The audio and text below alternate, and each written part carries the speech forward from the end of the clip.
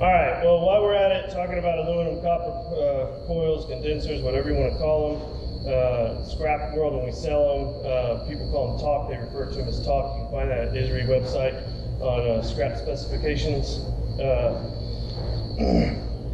So while we're talking about it, I'm just going to show you real quick how to break one of them down. There's so many different varieties. There's huge ones, small ones, little ones, whatever. I'm going to show you how I would do it if I was out there on the street scrapping, which I do from time to time. So, first tool you're going to need is most important is a samurai sword. But it's probably not going to work out so well, so we'll just use normal tools. So the first thing you're going to do is unscrew all the stuff that you can unscrew. So anything you can get to, any iron. I'm watching all these videos and I see people saying, oh yeah, you want to take all this metal off, and you want to take this metal off here, and blah, blah, blah. But I got news for you. It's all metal, so you should refer to it as what it is. This is tin. So you want to make sure you take the tin off, because we're taking all the metal off. It's almost this whole thing is metal.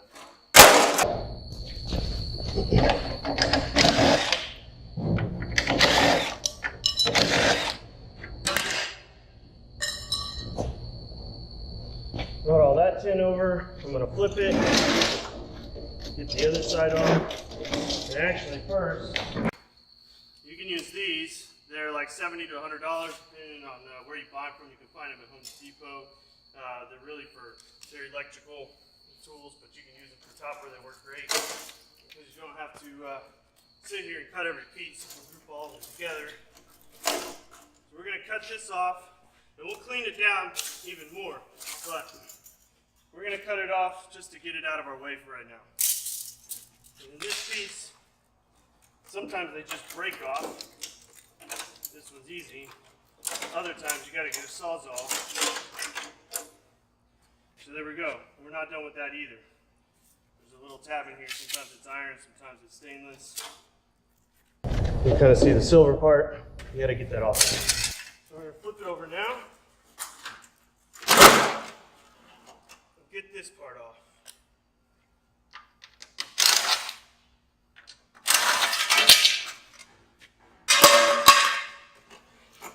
So you can see it.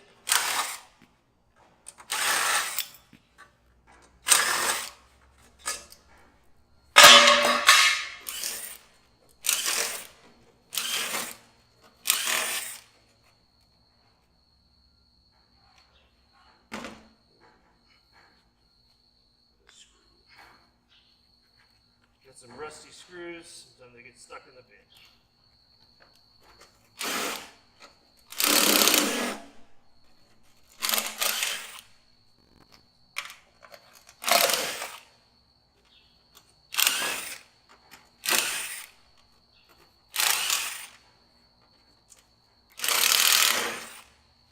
By the way, I'm not just using a regular drill, I'm using an impact drill. So Ryobi impact drill works great. That way, the screw that's stuck in there is going to come off real easy. So now we have these coils. Some people turn them in clean, some of them dirty.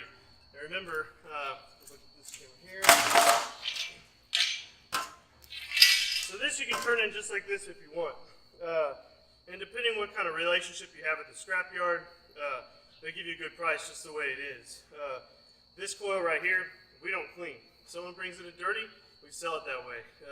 And it's really just all about time management. You know, we have other opportunities to make more money elsewhere in the yard. If we didn't have any scrap and this was all we had, then I'd say, okay, maybe we should clean it, but it might not pay for itself. And if you do clean it, you can get paid for the reefer ends on the side, is what we call these reefer ends. And I'll show you real quick how you cut this down with a Sawzall. Again, just using a battery operated Sawzall. Normally at the yard, I would use an electric Sawzall that you plug in, but I'm treating this as if I was out somewhere.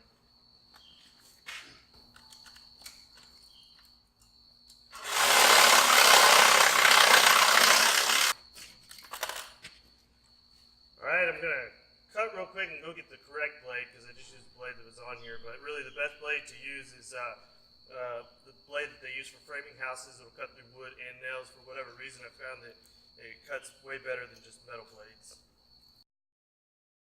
All right, I'm back. And I got the blade I should have been using. And if you see the pack, it just says wood blades, but you can see a little picture where it shows a nail through there. And that's showing that it'll cut through nails as well. For whatever reason, I find that it cuts a lot better through these things. And you can get a lot closer to the reaper end if you want. I'm just trying to do this quick.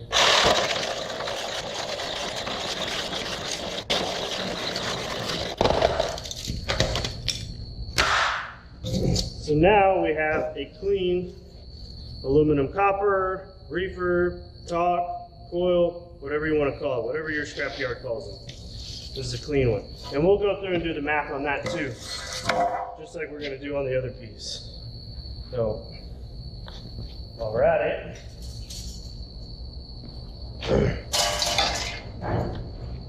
again, I'm just using tools like this because if I brought it back to my house or something, I would obviously use a Sawzall that was plugged in because it would run a lot faster. Right here, I'm going to cut this little stainless piece off. I'm going to attempt to. And that one's a clip. So a lot of them are clips, and they just clip off. So I didn't even need to cut it. So this is my number 2. If you want, you can sit there and cut all this. Is solder right there. You can cut all those off. And you can cut it right here. And this would technically be number 1 because it doesn't have any oil on it. I saw a YouTube video that's actually from another scrapyard, which is crazy. But they said if you smell the copper and it smells oily, then it's number 2 copper automatically. Not manually, automatically. So, I don't know what that's all about, but if you come to Bracken Recycling, I promise you, we're not going to smell your junk. Well, I almost forgot about our octopus friend here. So, the cutters, that's what I was talking about in another video. I call it an octopus, and that's just what I call it, because it looks like an octopus. And it's got this little piece right here, and a lot of people think that's copper, but it's not. If you were to scratch into it with a file, you have to have one.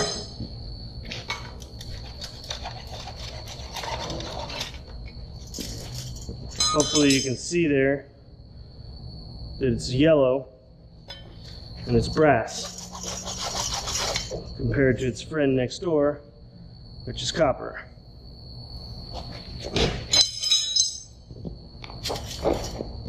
Again, I might not even need the Sawzall for any of this. I'm going to cut it with this thing. And this one pair here, I've probably cut down thousands of units. So it'll last a pretty good time.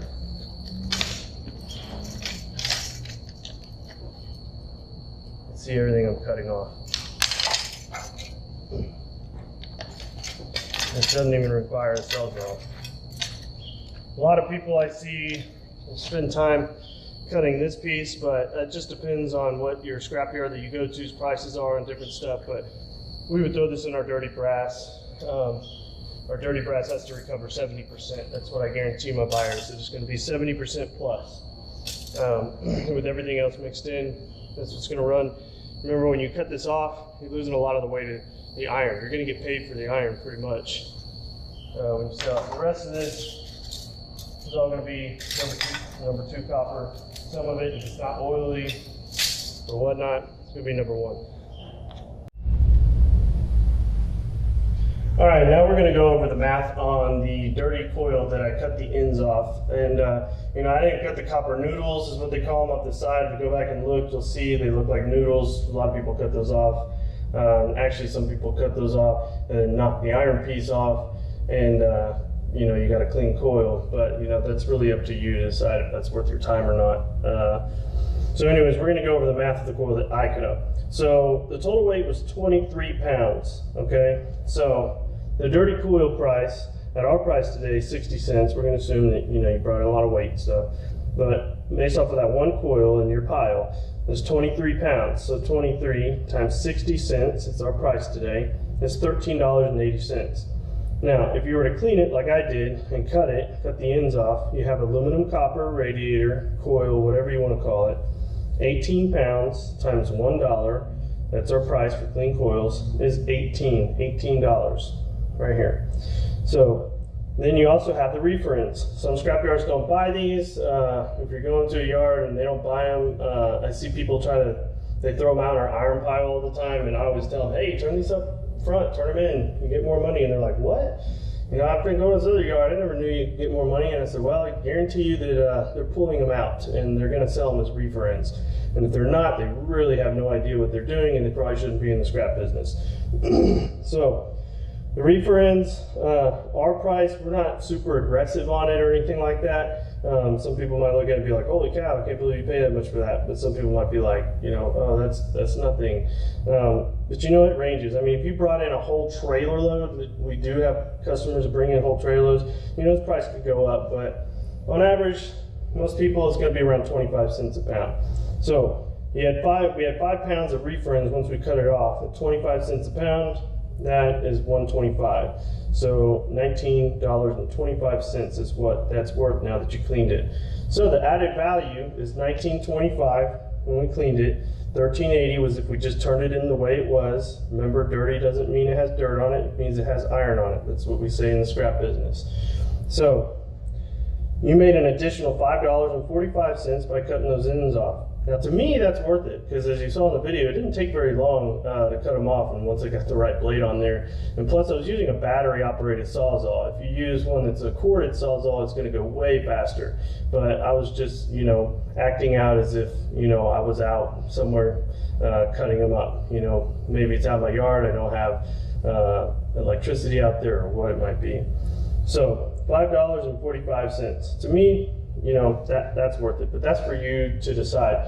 But remember, with coils, when you're talking about cutting off the ends of them, it's a different ball game, because you have to look at the coil and decide, like, you need to look at the thickness of it, how big it is, how much coil there is, I mean, how much aluminum, clean aluminum copper there is compared to the ends. I mean, if you have aluminum coil, that, like the really big one that I showed y'all earlier, that's probably going to be worth cutting it, because you got a lot of weight there. You know, not every coil is going to recover different of clean aluminum, copper, and reefer ends. And those little tiny ones that come off of window units wouldn't even waste my time. It's just not worth it. You're not going to get as much weight per cut, and that's really the way you need to look at it. Like per cut and per time per cut, how much weight am I going to get off of it? So I hope that helps you out. Well, I forgot to, if you wanted to know the whole value of that item that I cut off, you know what? I'll add it in here.